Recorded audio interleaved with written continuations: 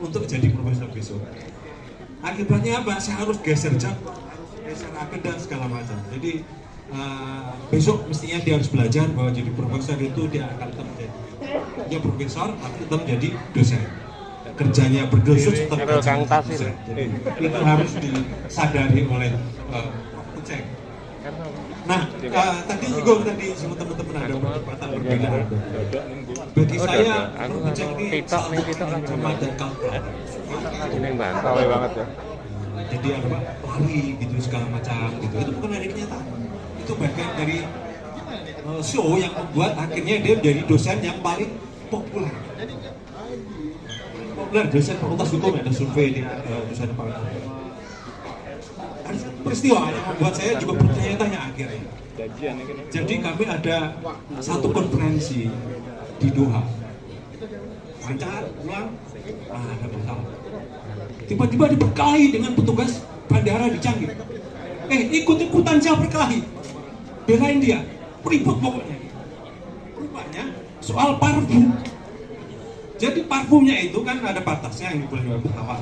Padahal kalau dia dua mestinya berkurang kan. Dia bertahan bahwa ini hanya kurang dia 100 mili, mestinya bisa lewat dari pesawat gitu ya. Gobloknya saya, mengapa saya ikut berkelahi juga sama dia?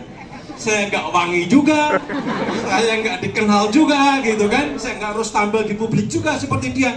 Nah kalau seandainya saya ditangkap oleh petugas imigrasi, ya saya nggak dapat apa-apa. Tapi inilah, ini jadi kalau dia profesor itu akademik, kalau ini dia punya bakat sebagai provokator sejak awal. Nah kalau soal penampilan jadi bagaimana dia kalkulatif tadi, kan disinggung di perusahaan populer ya, dan banyak yang ngefans dia kan, mahasiswa ya banyak ngefans ya.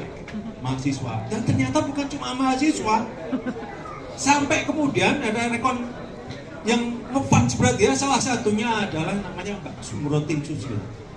Kira-kira Mbak Su itu seumur nenek saya kalau masih hidup. Mbak Sumrotin. Itu fans berat itu. Sumrotin. Jadi saya kebayang begitu bagaimana Mbak Sum itu begitu ngefans sama Uceng gitu kan. Seandainya nenek saya masih hidup itu kan paling tegak-tegak, iku sampai kancamu kok gadang banget di TV. Kapan aku dikenal kayak gitu? Nah, kira-kira gitu. Jadi rupanya kalkulasi dia, perhitungan sampai kemudian lari segala macam penampilan bukan membuat dia hanya sekedar populer sebagai dosen buat mahasiswa, tetapi juga para aktivis-aktivis senior.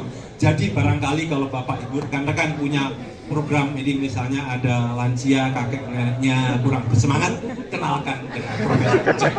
Mudah-mudahan bisa terprovokasi seperti yang memprovokasi Indonesia. Terima kasih.